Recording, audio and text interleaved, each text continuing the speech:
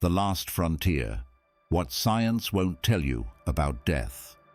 In today's world, where life constantly rushes forward, we rarely stop to ponder one of humanity's greatest mysteries: death.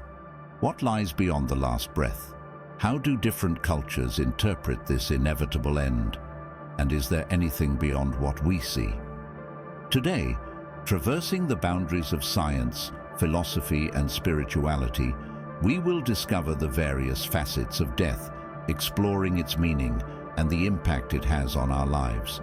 Join me on a journey through the most mysterious, sometimes controversial, but always fascinating aspects of death, which remains, after all, the only certain thing in our uncertain world.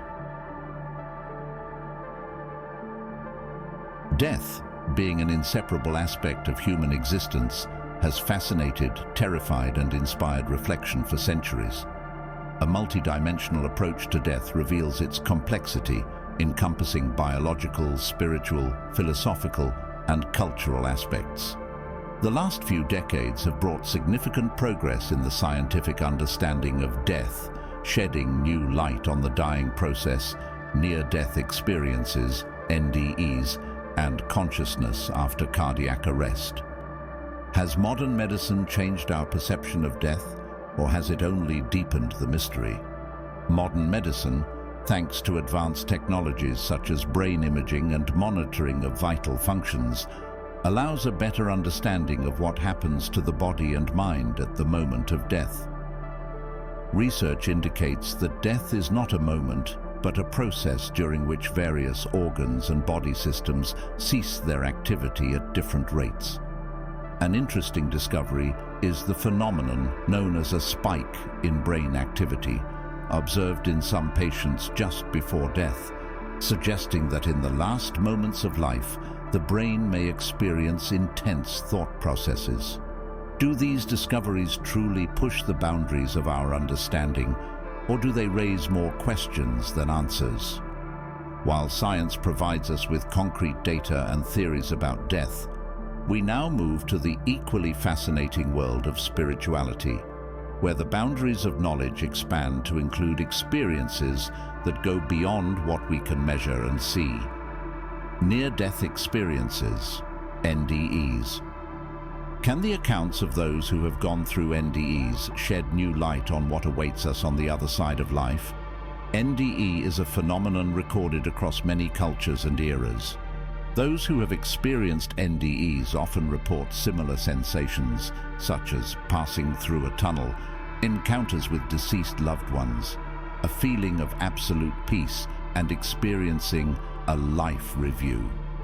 One of the more well-known individuals who shared their NDE experience is Eben Alexander, a neurosurgeon who described his experiences during a week-long coma caused by a rare form of brain inflammation in his book, Proof of Heaven. During the week spent in a coma, despite a lack of cortical brain activity confirmed by EEG studies, Alexander claims he experienced an incredibly realistic journey to another, non-material reality. He describes his experiences as a journey to an ultra-real world full of love, colors, and sounds, in a way impossible to replicate in our earthly experience. His account includes encounters with spiritual beings, including a mysterious woman who conveyed messages about love and the interconnectedness of everything that exists. Alexander asserts that during his NDE, he visited a place he called the Core, which is home to God, whom he refers to as Om, the source of pure love and infinite knowledge. This part of his experience highlights a sense of universal connection and unity that many people experience during NDEs. Consciousness does not end with the cessation of brain activity. I experienced a reality that was more real than the physical one, which forced me to reevaluate everything I knew as a scientist. Can science fully explain the phenomenon of NDEs? Consciousness after cardiac arrest. Research on consciousness after cardiac arrest reveals that some patients were able to recall events from the period when, according to medical standards, they were considered clinically dead. Such cases raise questions about the nature of consciousness and its relationship with brain physiology. Is it possible that consciousness survives physical death, going beyond what we know? One of the most significant research projects in this field is the Awareness During Resuscitation study conducted by Dr. Sam Parnia and his team. This study, one of the first large scientifically planned projects, aimed to investigate the scale and scope of consciousness during cardiac arrest. As part of the AWARE project, researchers recorded cases of patients who experienced cardiac arrest and were later resuscitated. Among the most intriguing results was the testimony of a patient who was able to describe in detail the medical actions and sounds from the period when, by all medical criteria, he had no brain functions. This study prompted further interest in the possibility that consciousness might somehow survive cardiac arrest. Individuals who have experienced cardiac arrest and were later revived often describe their experiences in ways that go beyond the contemporary medical and scientific understanding of consciousness.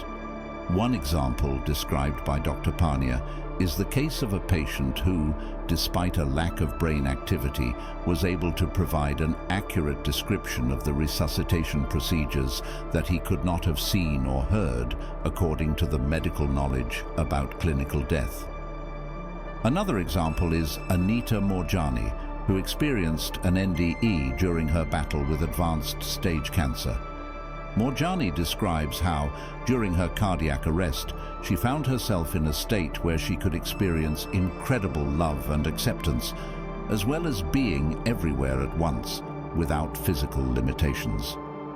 After her experience and recovery, which she regards as miraculous, Morjani shared her story in the book Dying to Be Me, inspiring many people to look at life, death, and the healing process in a new way. In the state of death, I experienced a love so all-encompassing and unconditional that no human words can describe it. This love changed everything. How do the accounts of people who have experienced NDEs affect our understanding of death and what follows it? Dr. Mary Neal, an orthopedic surgeon who experienced cardiac arrest while kayaking after getting trapped underwater. In her book, To Heaven and Back, she describes how her NDE experience changed her life. My experience taught me that heaven exists and that our life on earth has a profound purpose. I understood how much we are loved by God and how important it is for us to love each other.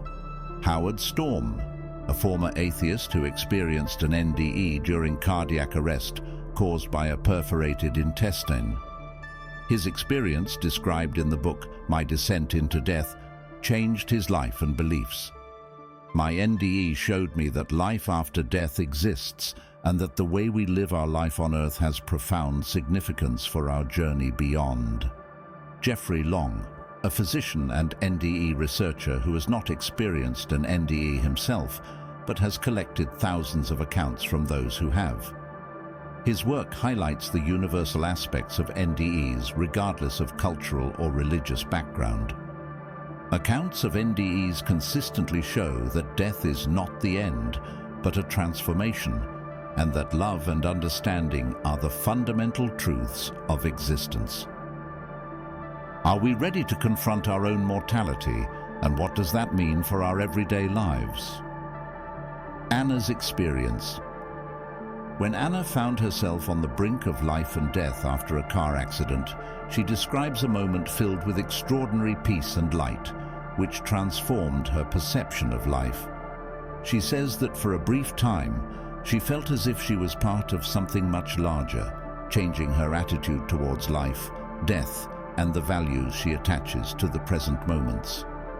Mark's experience.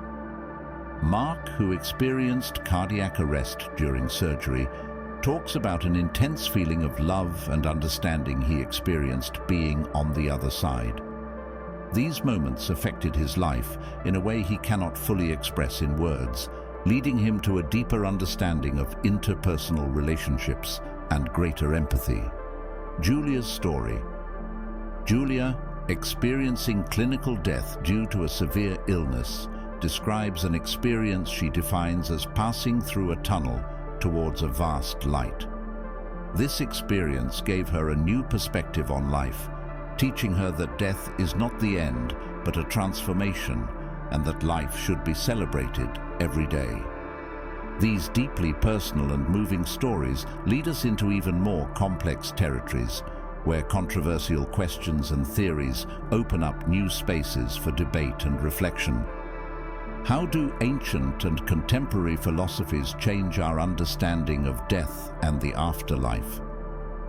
Death has fascinated philosophers for centuries who have tried to delve into its meaning, nature, and impact on human existence. Philosophical and spiritual contemplations on death can be found in the works of thinkers from various epochs and cultures, from antiquity to modern times. Socrates, 469–399 BCE, the ancient Greek philosopher who approached death with remarkable calmness. He believed that death is not an evil, and the true evil is an unjust life. Socrates argued that death is either a dreamless sleep or a passage to another life, where the soul meets other deceased. Before his execution, he said, "To fear death, one must know what it is, and I do not know what it is, so why should I fear it?" Epicurus, 341–270 BCE, the Greek philosopher who taught that death does not concern us, because when we are, death is not, and when death is, we are not. Epicurus argued that death should not be a source of fear, as it is not experienced by the living. His famous statement is, "The most terrifying evil, death, has no meaning for us, because as long as we exist, death is not present, and when death is present, then we do not exist." Michel de Montaigne, 1533–1592, the French Renaissance philosopher who devoted much attention to the nature of death in his essays, arguing that awareness and acceptance of death can help achieve a fuller life. Montaigne wrote, "To prepare for death is to prepare for freedom. He who has died is fully his own."